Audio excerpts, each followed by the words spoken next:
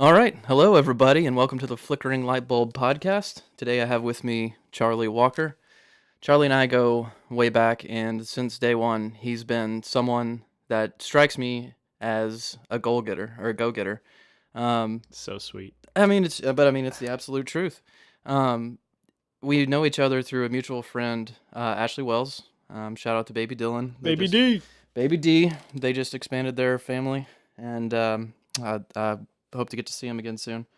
But I we met. haven't met the baby yet. You will. You will. I It's I not. hope. It's not because you don't care. Yeah, not at all. I'm just, she hasn't. No. I'm just busy. That's what it is. That's where I'm going with that. Yeah, I mean, we all have families and lives and everything like that. But I still love you, Ashley, if you're listening. we both love you. But anyways, I met you about 10 years ago in a bar just because you happened to come up and you were friends with her, and Yes. you all grew up together as best friends. About my mid-20s, we became best friends, Ashley and I. And I heard you were a comedian. I went out and saw a couple of your shows. You're really funny. Thank you. And then we reconnected about 6 or 7 years later, Mm-hmm. and we were actually really got to talk to each other and learn Yeah. about each other. And we're very similar as far as drive and everything. And I've said this about the first two guests, and it's very true about you. I really look forward to asking you some good questions because you take what you do seriously. Thank you. Thank you. And so, yeah, let's just get into it. You're a stand-up comedian. You've been doing this for about 10 years, correct? A little over 10 years. Most of the time, it's a weird question to answer because honestly, I've taken a lot of breaks for my family. Had a kid, got engaged, got married. Life happens. But I keep coming back to comedy. So, most recently, I'd say for the past 2.5 years, I've really been taking it seriously and making it my main focus. So, Yeah, I'll definitely get back to taking it seriously sure. because well, let's just start back. All right, so you thought you were funny at what point, and you thought you were funny somewhere along the line. Yes, You yeah. know, correct me when I'm wrong here. You thought you were funny at some point. What does it take to get up on stage, and what inspired you to get up on stage in the first place? A bit, honestly. I was 18, 19 years old, I think 18. A good friend of mine, Leroy, who Yeah, was in our music video we did a collaboration on. it's good. Very good. Please check it out. Keep Your Voice Down is the name of the music video if you're I'll put listening. it on the screen right here. And that was the music video. But Leroy, I think, was probably one of the first people to really say to me, and he's a good friend, man, you're really funny. You're really funny. You should really do something with that. I think that he was probably the first person to really kind of get my mind working in the thought of maybe I should. So I went to, at the time, the Comedy Caravan, which it's still there under a different name. And they had a show up and go up open mic. So I did it off of a dare. I spoke way too fast. Most of my material wasn't good, but I enjoyed myself. I had a great time, and I loved the process. And that's the rest is history, I guess. Did you have a plan going up to that first time? I wanted to make people laugh. I think that's everyone's plan, or it should be at least. Right.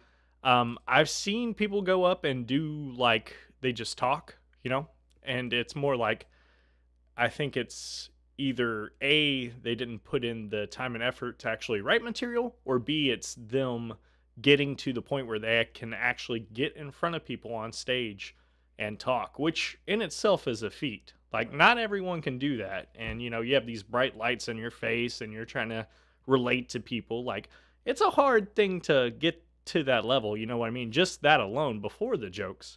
So I'm always interested by the process. But for me, it was I had jokes in my head. First time I did it, they didn't come out quite as jokes. Right. So it was a lot of learning timing and talking to people and presentation and the way that you talk, really. I guess it's more of like a leisure, like you and I right now. Like this is how you should talk to people when you're on stage. You just, hey, we're friends, let me tell you some stuff. Sure. So took a while to learn. So the first time, I mean, I guess they called your name up and, Hmm. grabbed the mic, stood in front of the light. Yes. What were you going through?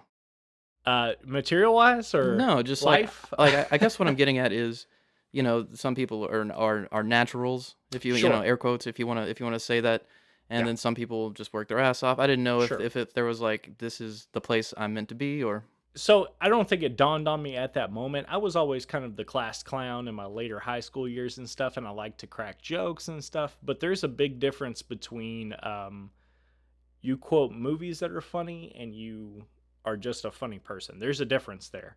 And I think a lot of people have it in their heads. Oh man, I say funny stuff all the time. And it's like, yeah, but do you say your funny stuff? Is it your perception of the reality around you kind of thing? And that was the disconnect in my early years. Like I thought that I was really, really funny, but I was the only one that thought it was really funny. You know what I mean? right. So I had to work on it. Do you think you being the one think you were funny, like, was that being naive about that?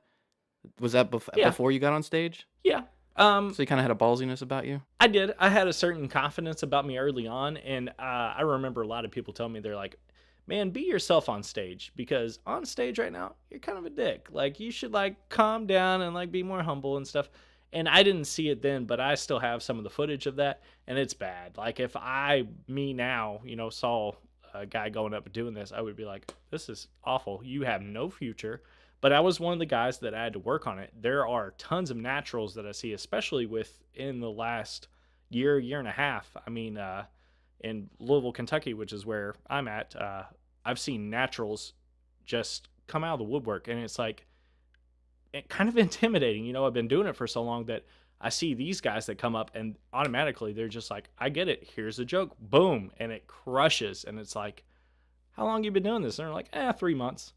And I'm totally envious of that because I had to work on it. It's a process for me, but some people just have that gift that they can jump up there and go, here we go. That's interesting. Yeah. I wonder, do you think any of that has to do with having, a camera in your pocket everywhere you go, and kind of like people being able to show their face a little bit more, or Do you mean like as far as, like being a natural on? Do you I got the impression there are more naturals, yeah, than you anticipated coming along. Is that yeah. just like, being in the business a long time and being like, oh shit, or So there's this, and anybody that has ever done comedy for an extended time can tell you there's this certain type of comic. There's the comic that comes out and you're like, that kid shows promise. Like he has good timing, he has good presentation about him. He has a good presence on stage. Or there's the comic that goes up there and talks about dead babies and rape. And sadly, I was the second type when I started. Yeah. And that's rough because in your head you get these ideas and things of things you want to do. But when I decided to do stand up, it's like the and it's weird because my influences don't do like the dirty stuff, but it was like the Family Guy and the Robot Chicken and the weird Comedy Central stuff. It made sense. So like it was like I'm gonna say things that people don't usually say, but when you do that, you're not thinking people don't usually say this for a reason. right, So in your mind, you're like, oh, it'd be funny if I said this, but people don't know who you are until you put yourself out there on stage. Like you literally are introducing yourself as a person. So people know nothing about you. If they've never seen you before and you're doing a show, you're literally like, this is who I am based on my material. right. So it's something to keep in mind. Like I had a rough time, evolving, but eventually I got there where I was like, hey, shouldn't do that. Shouldn't talk about that. Maybe don't do this. And a lot of that's watching myself and hearing myself and play back. I record my sets, watch them, um, record the audio, listen to it. And we're all our biggest critics, so that's rough too. Sure. But early on, I was not good. I'll say that right now. So why did you stick with it? Passion. I enjoyed it. So there's something very surreal about working a mundane kind of job, and getting on a stage. And even if you get one snicker, one laugh, one smile, it's it's um it's a drug, man. It's like it's my vice of life, and I'm at the point now where if I didn't do comedy, I'd be miserable, to be honest, just because I need that. That's my balance. That's how I balance, and I work a full time job, so it's my balance to my routine. It's comedy for me is it's passion, it's art, it's I don't know, man. It's I need it.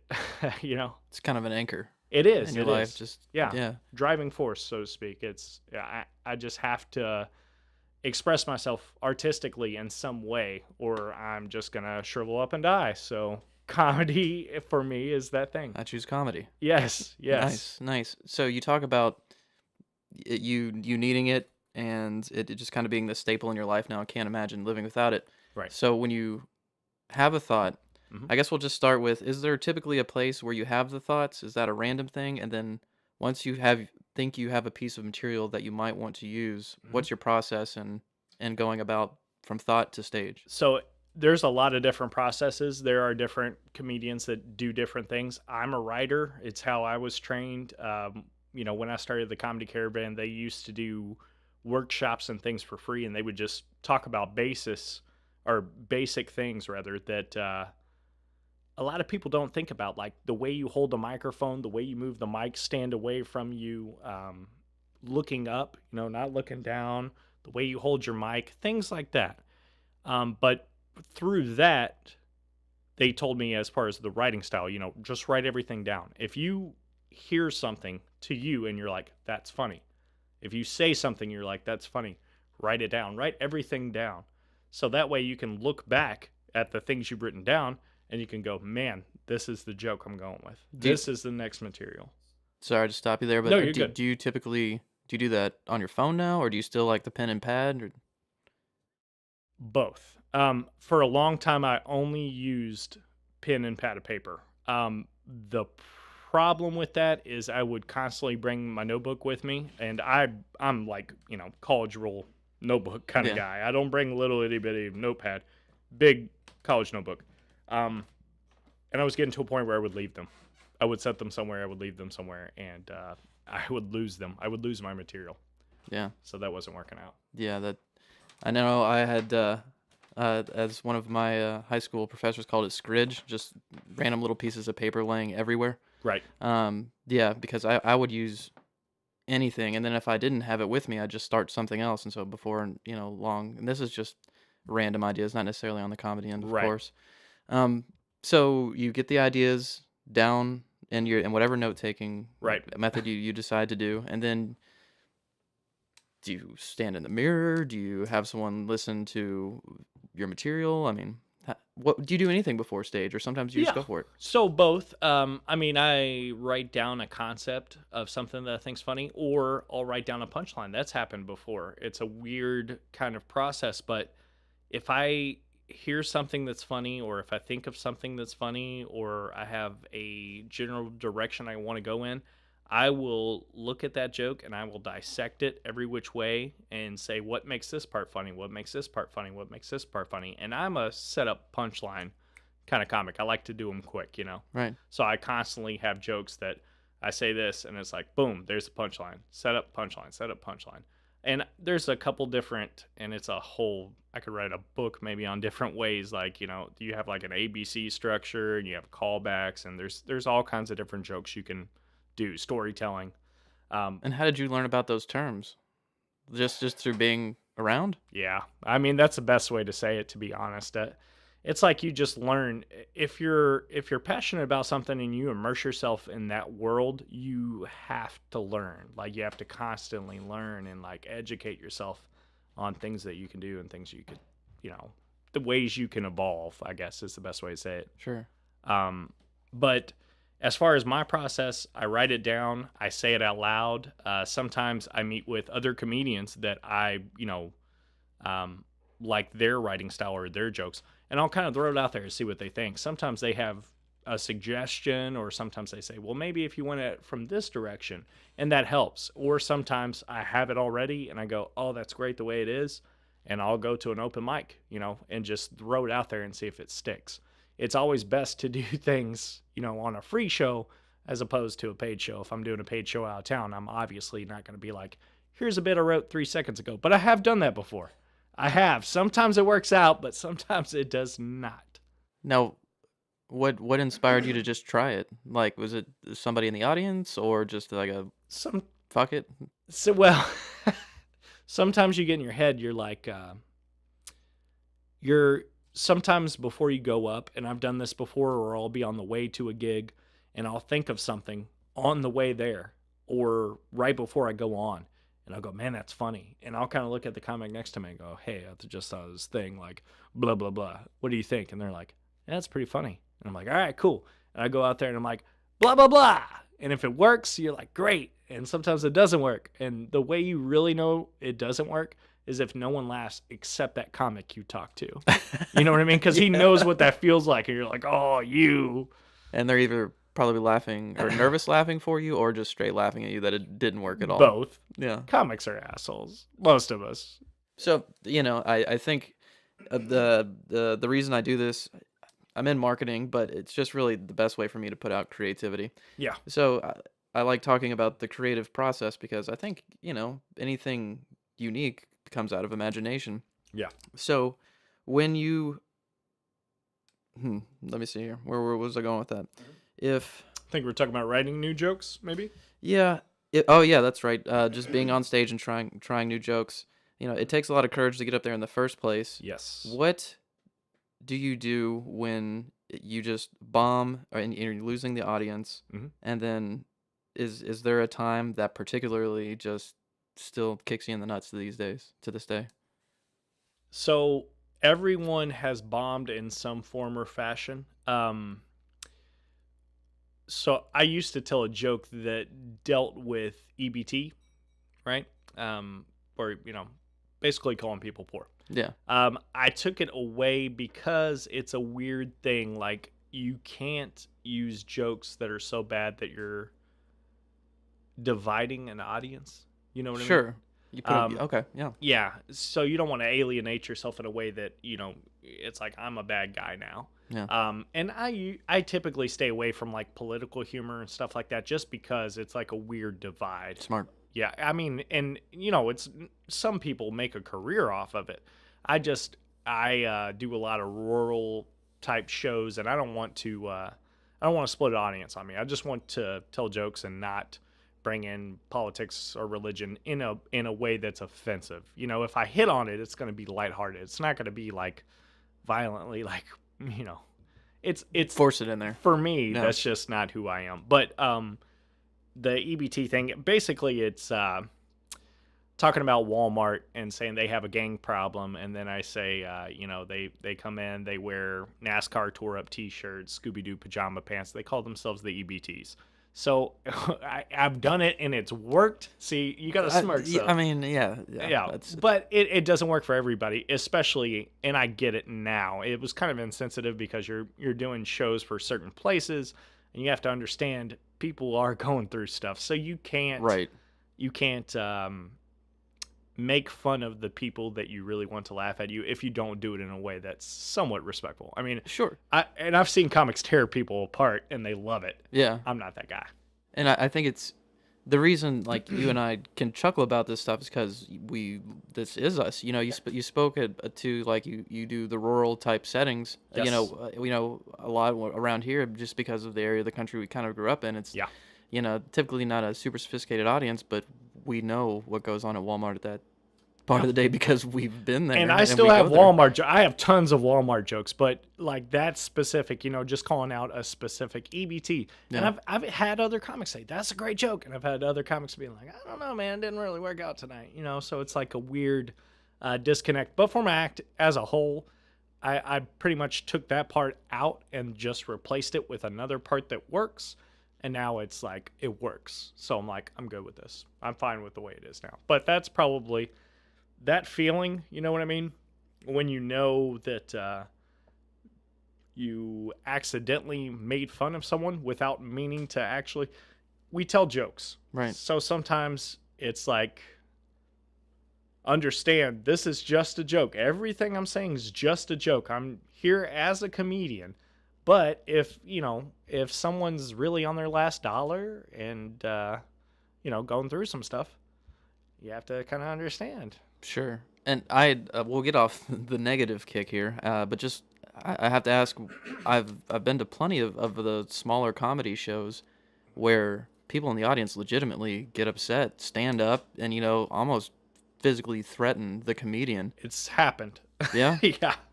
Yeah, I've seen it. I've seen comedians say things that probably weren't the best thing to say, and I've seen people get upset. I've seen people walk out. I've seen people want to fight comedians. I mean, it's a part of the business, I guess. Uh, so I guess just to go the direction of influences, whether it be Hmm. just a strong influence in the past as far as someone you look up to in comedy, or Sure. today, like just something that you listen to if you're just wanting new material but just not sure where to start. Is there something you listen to, watch, do? Um, I mean, my process, honestly, I'd prefer to be in like a coffee shop or a library, somewhere where it's quiet so I can just focus. Typically, when I sit down to write, I already have a few concepts, like loose concepts. Sometimes I drink too much and I write things like one of them was you smell like a flavor I'd want to vape, like something like that. And it's Yeah. like that makes no sense, in the grand scheme of things, but I'm like, there was something about that. At some point I thought something was funny. I wrote it down. Let me see if I can write a joke out of this. You know what I mean? Sure.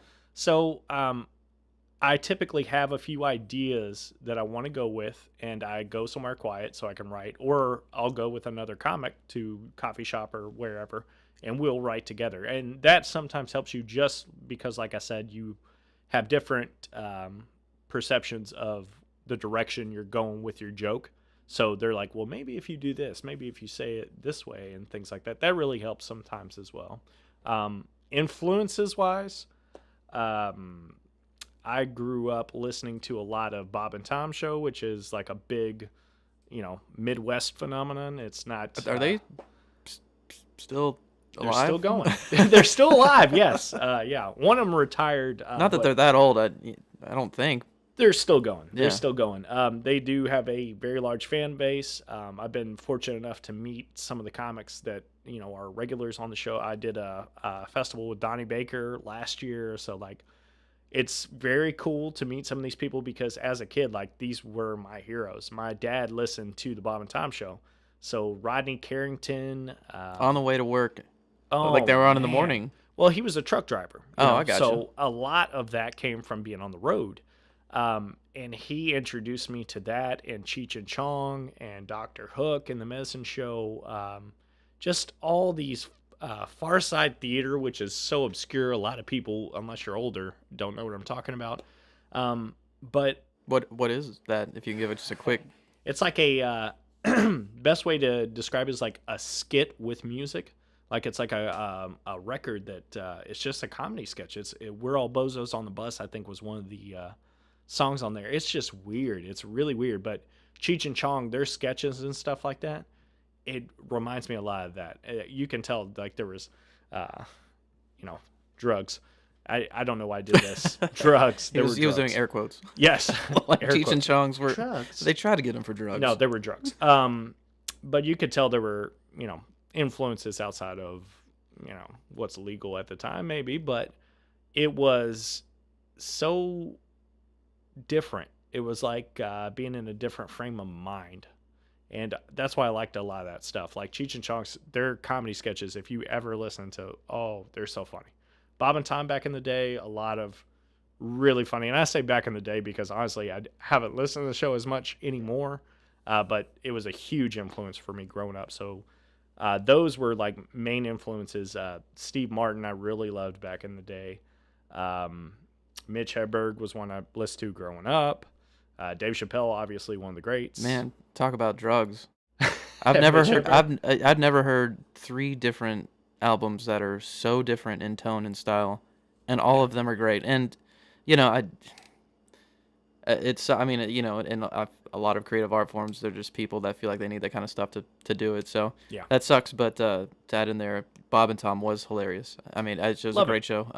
Mitch Hedberg hilarious. Steve Martin hilarious. Didn't mean to interrupt you. So No, you're fine. I mean, and I think just to kind of hit on the drug thing, a lot of comics have a lot of issues. So once you're in this business and you get to meet all these people, you realize that we're all sociopaths. Like all of us. We all have something wrong or something that's going on. Some of us don't air it out as much as others, but we all have some issues, Sure. which is why we do comedy. Sure. All eyes on me. This is my vice. This is how you know, this is how I get over it, kind Yeah. of thing. So, And yeah, that's just I think everyone goes through that. It's just I find it truly unique that the people that take the courage to get up on stage and just go for it and say like this is I'm about ready to. It's almost like I'm about ready to explode if I don't tell you guys what I'm thinking. pretty much, I think that's where it starts for a lot of comedians or aspiring comedians. Yeah. Nice. All right. So let's go back to the old list here. Sure. Um, let's see. I guess we'll start with. Well, got a kitty friend. Yes. Uh, what do you for people that might be interested in trying it? I told you a couple days ago when I first came in town and we met up that I'd written two different sketches in my life and I performed it for friends. I mean, we'd all been drinking, but I have a terrible memory. But I love the trying to remember the whole storyline and feeling how you wanted to flow on stage and everything, and then doing it in front of them and feeling great. Right. But I never found it. I never just got that boost to try it on stage. For people that might be wanting to take that step, what do you think is perhaps the I guess the gentlest way to enter it, or like the I like how Phil's very third person right now. He's like, so I have a friend who really wants to do stand-up comedy. What would he need to do? he's trying a podcast first to see if it works out. Yeah, it's really funny. So honestly the best thing to do, and there are not, it's not nationwide like it should be in my mind, but some cities have very, very small comedy scenes. Marion, Indiana, we just did a show last weekend. They told us they have like 2 places that do comedy, and that's it, which is crazy because Louisville, Kentucky, I think we have a show like at least once every day of the week. Like, Yeah. it's crazy. There is a huge comedy scene here in Louisville, Kentucky. But the best thing to do, honestly, would be to write out some material. A lot of clubs, if you go to like a club, they give you 3 minutes for your first time, which doesn't seem like a long time. When you're on stage, it's an eternity. 5 minutes, even longer. Like, you gradually build up your time, as you get more comfortable. But open mic would be the best, thing to do. I started at a club, but it was like at the time there weren't alternative venues doing open mics and stuff as much. I knew specifically I wanted to do comedy, so I didn't go to a music open mic or a poetry open mic. I went to the comedy club and went on that mic. So step one, make Yeah. sure you're in the right venue, Well, figuratively yeah. and literally. Yeah, but there's a lot of open mics that just, free range comedy, music, poetry, whatever you want to do. Write material, know what you're going to say, practice it in front of a mirror, record yourself, record your voice. You're going to be your biggest critic, which is a good thing because you'll push yourself to do better or be better. And then after that, go out and hit an open mic, try it out, see how it works. So I guess there's plenty of ways to do that. Don't tell anybody, go do it, go have a friend record it. I mean, that first time, do you recommend getting... Here's my thing with this. Someone asked me about this recently too. It's funny you ask. When I started doing comedy, and like I said, I struggled. I was not very good when I started. A lot of people that I work with now are people that I saw back then, but they had no clue who I was then because I was that bad. Yeah. And so when I'm like, yeah, I was at the club when this happened, and they're like, no, I don't remember seeing you. And I was like, I was here, I promise. I was just, under the radar. But honestly, I think it's just better to not invite too many people out early on. I think you're better learning with a crowd that's not biased. So if you go out to an open mic and you don't know anyone and you do your material, you're going to find out really quick if you're funny or if you're not. And I don't, think it's discouraging. I think it's either way encouraging. Either you're going to do well and you'll want to do more, or you won't do as well as you thought and you'll work harder and come out and try it again. So I for me, if you're just starting, maybe one or two, not a whole lot of people. Some places require, like clubs, sometimes say, this is your first time, you're coming out, you have to bring at least 3 people. I've heard of that before. Yeah. And that's good. You have moral support. You don't feel too bad, and they'll let you know what they think, and they'll probably, Lie. yeah, shoot rainbows up your ass and be like, "You were great." But early on, do not invite the whole. I was inviting everybody, and I was like, that wasn't good. And it's like, I'll never see you again. And now I'm, doing all these shows out of town and stuff because none of my friends or family want to see my. No, they do, but You had to find a new don't invite area. a whole lot of people on your early shows, especially if you're bad, like I was. Okay. Yes. So, I guess speaking to both, maybe someone that's getting ready to try it for the first time and techniques you use today, Mhm. pre-show, get a little nerves building, you Mhm. pull up to the place you've never been to before. Mhm. Um, okay, so yeah, you pull up to the place. Do you do anything before you even walk in the place? Do you do something, a ritual when you get there, or is there something you do before you get on stage? Especially if you want to do it professionally or semi-professionally, you want to conduct yourself as such. So you always want to show up early. You always want to be prepared. So a lot of time I'll show up to a venue an hour, half an hour early. It just depends, how familiar I am with the place. A lot of the out of town, which I do a lot of like Midwest, West Ohio type gigs. So I'll be driving 2.5, 3, 4 hours, something like that. I get there early if I've never been to the venue, especially. I don't get as nervous when I get there. I get nervous right before I go on stage, typically. Sometimes it's different, but I found that I get more excited, like that built up anticipation, especially now, because I know what I'm going to say. I know my material well enough to know that I'm not going to forget. I'll present it well as I can, and hope that everyone loves it. So the nerves at this point are excitement, like I'm ready, I'm ready, I'm ready. Come on, call my name. I'm ready to get up there. Nice. So I think early on, a lot of nerves is normal. It's going to happen. And even like, I know people that have been doing it 10 years and they still get, shaky, nervous before every time. It's just per person kind of thing, but it's completely normal. Nice. Kind of have the jitters. My routine, honestly, I'll get there early. I'll look over my notes as far as what I'm going to say. If I have something specific, I do have a set list in my head at all times. But if I have something I want to throw in or something I want to do a little bit different to help break the ice, I'll look over that and say, okay, something that I have been doing here lately, like I'll go and I'll use you as an example. I'll go to a city I've never been to before. Where are you from originally? Louisville. So you are from Louisville, Kentucky. What in your mind is the shittiest strip club? The shittiest one? Hmm. I guess the shittiest one I've been to is Deja Vu. Deja Vu. Okay, so perfect example. I'll go to a city I've never been to. Sorry, Kendra. You were wonderful. I'll go to a city I've never been to, and I'll ask someone in the audience and say, what's the shittiest strip club here? Say Louisville, Kentucky was it. And they said, Deja Vu. I go, okay, great. I said, is that one that everyone knows? And they go, yeah, that's one everybody knows, a really shitty strip club. I'll go on stage and I'll say, Louisville, Kentucky. It's great to be here. I love Louisville, Kentucky. I love Louisville because Louisville and comedy have one major thing in common. I love being on stage knowing that all of you are laughing at me, which is exactly what it feels like to be a stripper at Deja Vu. Like 100%. Like that's my opening just because it's a little icebreaker and it's local humor. Sure, warm them up. Sure. Say I'm at least observing that you're not just. And it people in typically goes well because it's like a icebreaker that I'm like, hey, I'm just one of you. I'm trying to be relatable. But people don't really think in that terms. They just think, oh, that's a shitty strip club I know. Ha ha ha. So it's for me, it's a good transition to start the show. Good icebreaker. How do you handle hecklers? And I want to preface this a little bit because I've just recently, when you see comedy specials, obviously people are paying good money to go see these comedians. There are not going to be many hecklers, and if you do, the crowd will take care of you themselves. Yes.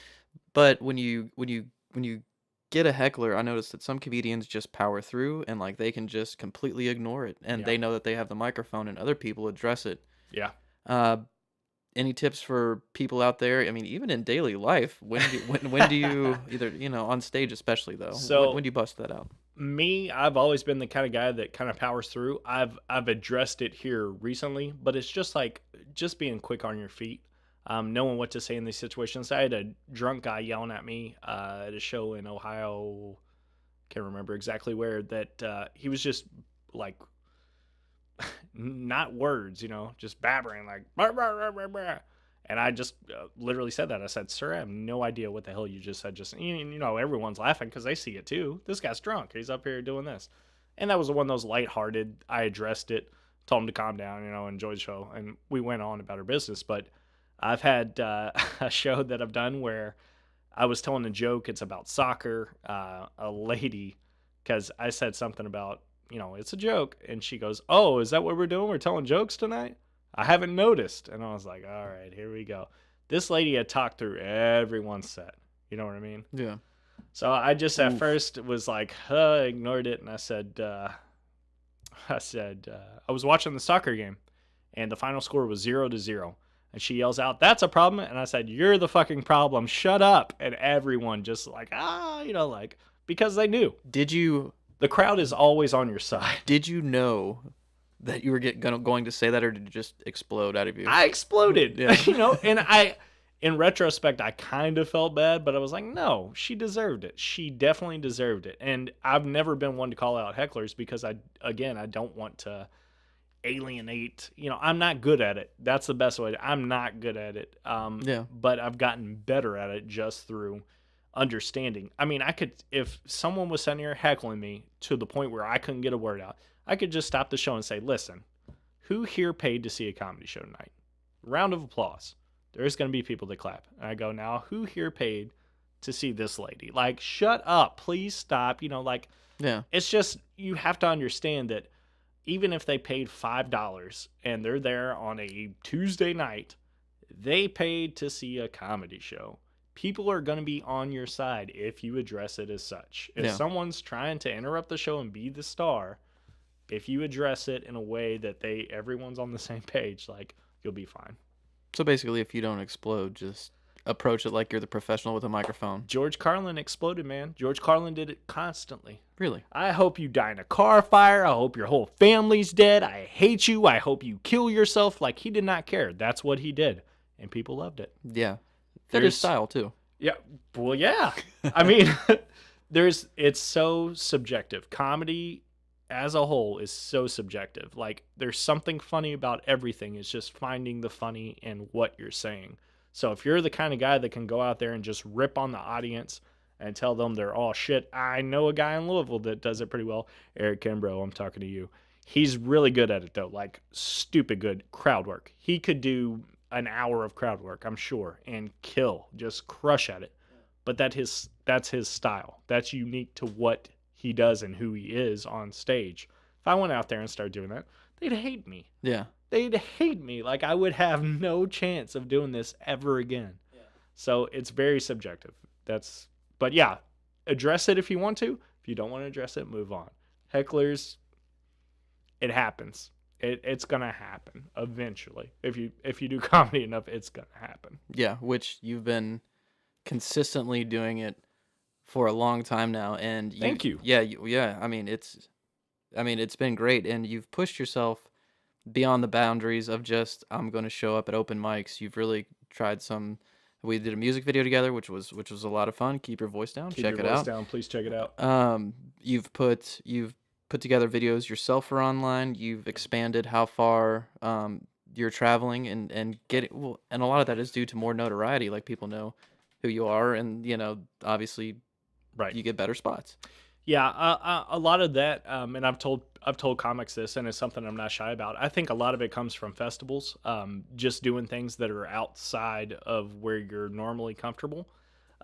There's tons of comedy festivals out there, and typically they're pretty cheap to apply. I mean, it's not like cut off a finger type prices. I mean, it's affordable. You're not always going to get selected. I constantly get rejected. But I'm going to keep trying, and you have to have a good submission video. So, you want a good 5 or 10 minute video. You want a good headshot. You want a good, sometimes, they'll look you up on social media. They'll see how many followers you have and things like that. Like, it all plays a part in it. But the more you put yourself out there and the more you're not afraid to try new things and to travel, you're going to get opportunities. Things will come if you work at it. And just like anything, I mean, the more you practice, the better you're going to get.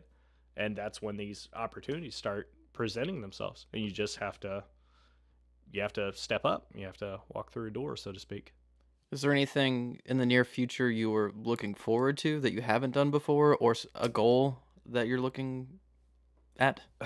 um, yes, but I'm not gonna tell you. No, I no, I do short term goals. Typically, like I'll say, my goal from last year to this year was simply to do more shows, to do more sketches online, to put myself out there more, to have more of a presence.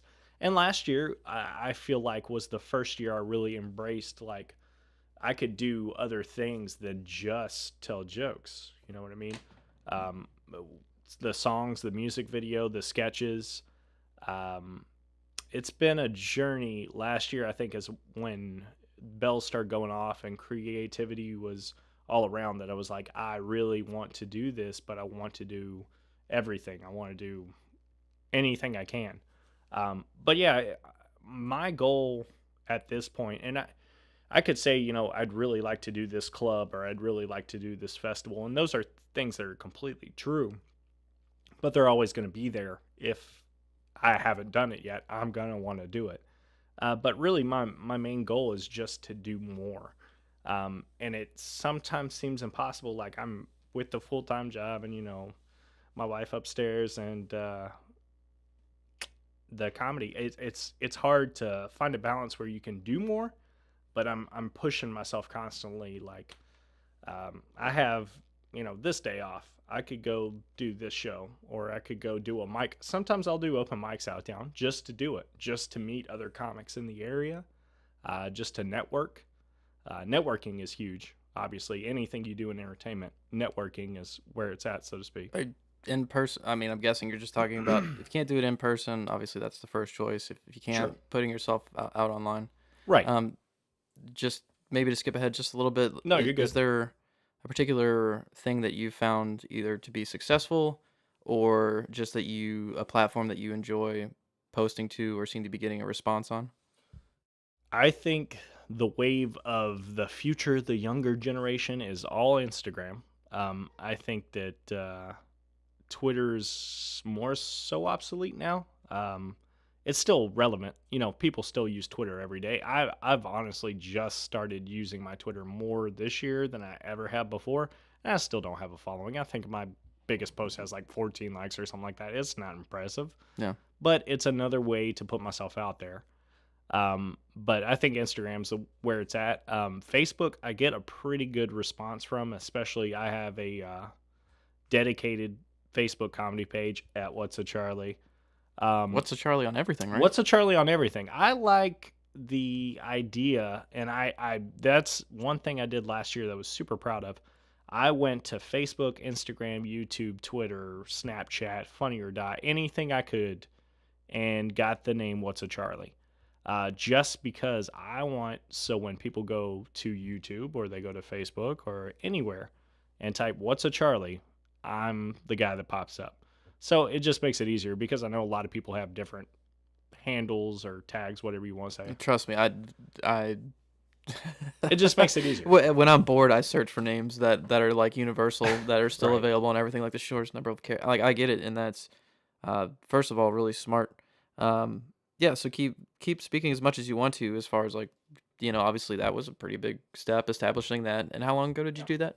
Last year it was, I mean, so I had I want to say I had an Instagram and I had a YouTube at the time. So like it was like comedian Charlie W or something like that. And I was thinking to myself, I was like, there has to be a way to change it. So I go online and look it up, and it's like, you need at least 100 and something subscribers, and you need this and you need that before you can change your name. So that was a grind. Yeah. I literally just through Facebook and other social media platforms was like, follow my YouTube page. Here it is. Here it is. Here it is.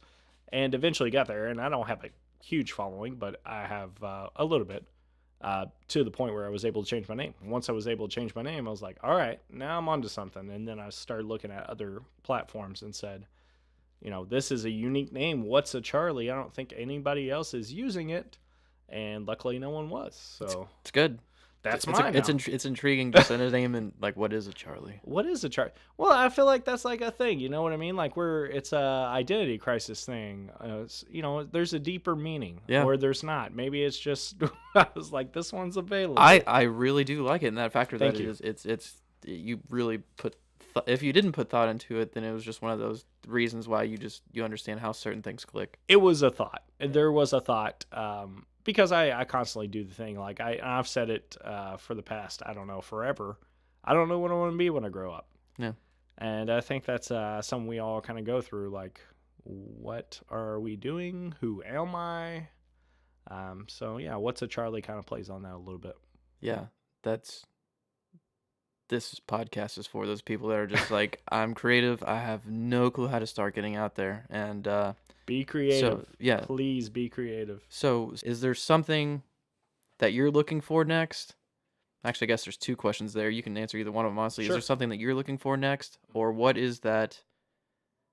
you hate about people that complain about not making it? And what do they need? They need to shut up, I'm assuming, and just get to work. Shut the hell up. All right, so we answered that question. What would you say a good natural next step for you would be as far as like your desires in comedy? Sure. Mine at this point would be just opening up. Like I do primarily West and Midwest shows right now. I want to open that up. I want to do more, East Coast, West Coast, South, North. I want to do just international comedy. I want to do it everywhere. If I can say I performed in all 51 states, what is it? I don't. America. Geography. I'm not good with geometry. Yeah, I'm not good with geometry. It was good. Thanks, man. But yeah, I don't. It's like I'm never gonna reach a point, and I've told some comedians here lately, I think a big, like, where I could say I've made it moment would be if I got a Comedy Central special, which for me would be like a big in the door. It's a good credit to have kind of thing.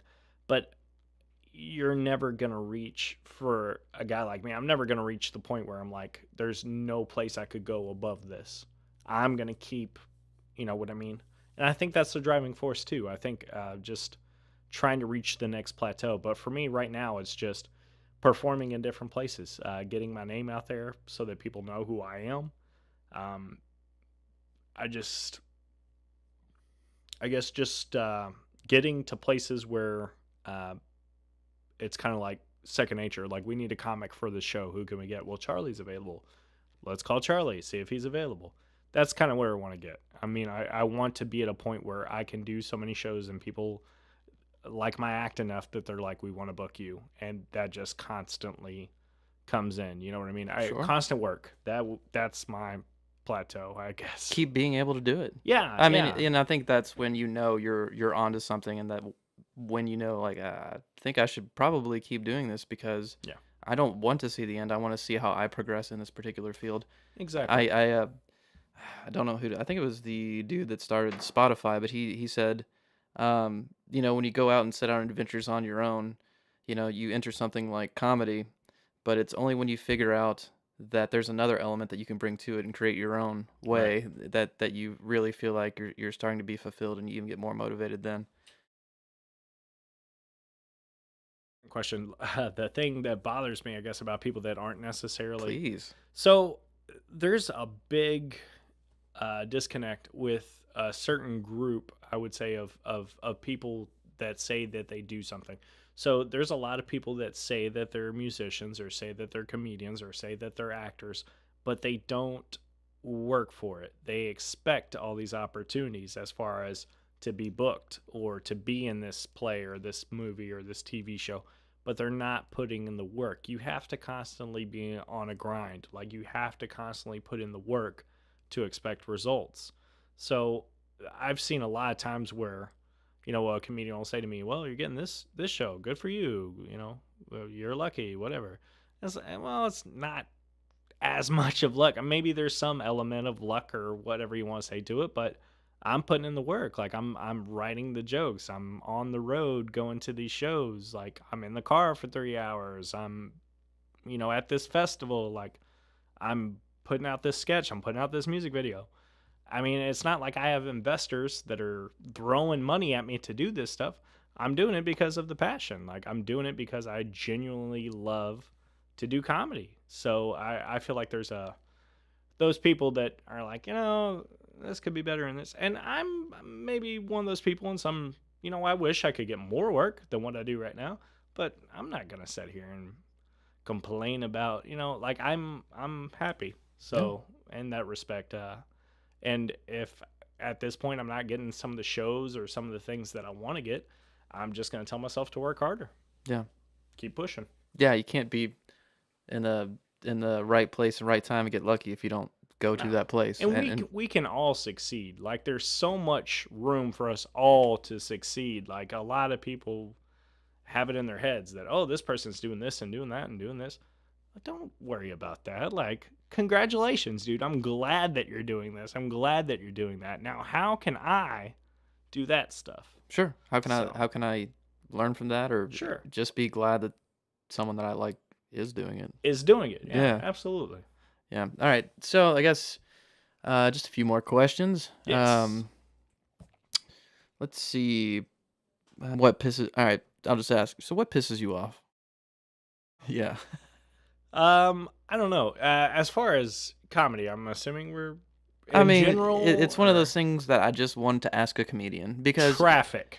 yeah, because I mean, you could go into a bit, No, but yeah. I guess let's keep it to like serious. well, not You're asking serious. a comic. Yeah, okay. yeah. Let's go this way, comic. Yeah. Which way do you go? Yeah.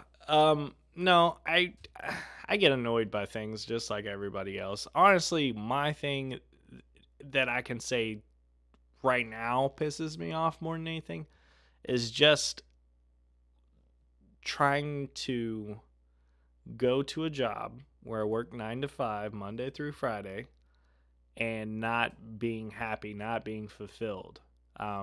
But this job allows me to have my nights free and my weekends free so that I can do what I love to do.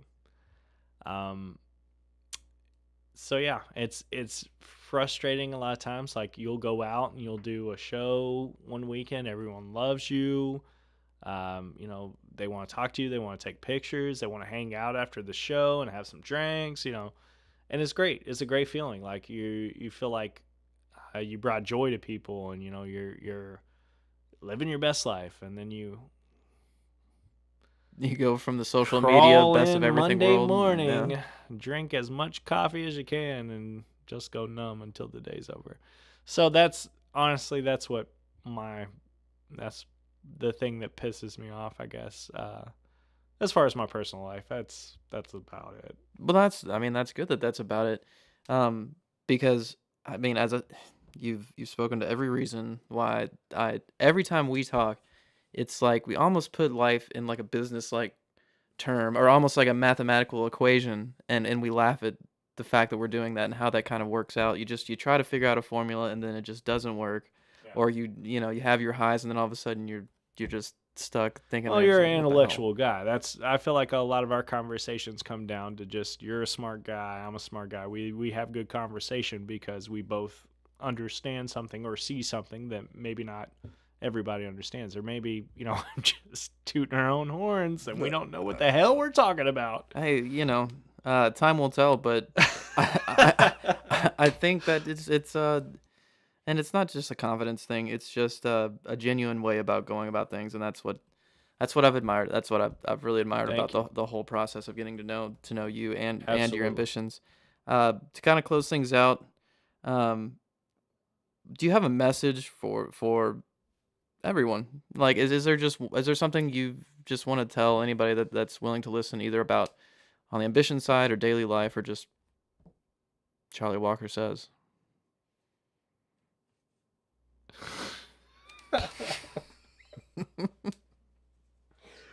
I was gonna say something just really terrible right there, but I decided against it. No, EBT just declined. yeah, I know. I'm trying to keep this good guy persona. Do what makes you happy. Like I feel like there are so many people that are afraid. Fear stands in the way of so much in day-to-day life, and if I let that control me, I would not be doing what I love right now. Um, I feel like people are afraid to put themselves out there, are afraid to try something new, are afraid to do something different. There's a local comedian, Cleveland, really good friend of mine, and it's so funny because throughout the years we've had this weird like friendship. Like I motivate him at this point to do things, but and I mean that as far as like sketches and ideas and things like Yeah. he can't push the button, so to speak. Yeah. But I mean, he has great ideas. He's always like his mind works in a way that I'm fascinated by. He always has ideas. Like Skinny black dude? yeah, Yeah, I saw him I've seen him I think at 2 of your shows now, and he was yes, great. very He funny. was hilarious. Well, he doesn't like being behind the microphone as much anymore. When I was young and coming up, he was that guy. Like he opened for Chappelle. Like he was huge. Um and Can we go ahead and Cleveland who? Just Cleveland Jackson. Okay, Cleveland yeah, Jackson. so look him up. Look him up. But I remember I did the show at Diamonds, like pub and billiards or whatever it's called. And I came in the bar. Cleveland was there, and I sat down next to him. He said, "So Charlie, what are you doing? What's going on?" And at the time, we were writing a show that we. I feel bad saying this, but we never actually ended up making it. But he said, whatever you say you're going to do, like, that sounds great. It sounds good. Just do it. Like, just do it. He said, there are so many people around here that talk about doing something, but they never do it. So the thing is, and I saw him years later, and we were at a bar show, and I had a good set that night, and he was like, man, you getting funny, or you're doing things. He's like, so what's the next step? What are you doing? And at the time, it was our music video. Nice. Keep your voice down. One more time. But I told him about it, and he kind of hit on the same thing. He's like, man, I think it's funny. I think it sounds good. He's like, just do it. It's one of these things like, 10, 20, 30, 40 years from now, you're going to look back. Almost like a journal. Yeah. And what are you going to say about it? Oh, I had this great idea for a music video, but we never pulled the trigger. We never did it. Yeah. Or are you going to look back and say, we did that? Yeah. Like, we made this. This is what we've done. Here's a product I have to show you. And you never know. If you get picked up, if you're doing something in the future, and you go, what? That's a piece so bad. This Charlie, is the most talking. Unprofessional. Keep talking, Charlie. No, okay, yeah. Yeah. No, we'll wait till he leaves.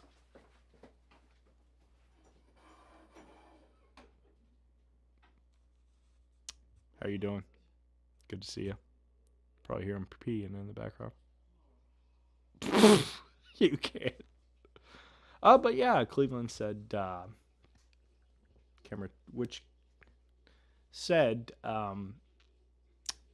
looking back, what can you say you've done? And you never know. Something might pick up in the future. Like maybe you get picked up by SNL. Maybe you're creative director and something or another. And they go, what ideas do you have?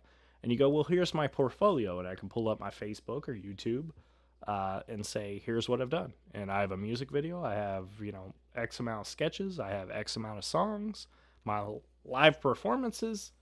And hopefully that'll add up in the end. I'll feel accomplished. I do. I think his advice was solid. It's probably some of the best advice I've gotten in comedy ever. So you gonna wash his hands?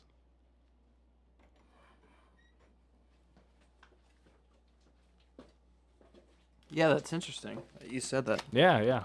Yeah. So how did the rest of the Cleveland story go? It's the best advice ever.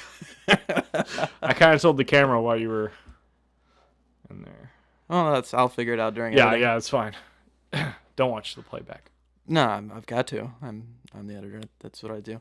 No, I really, I apologize for that, but, um,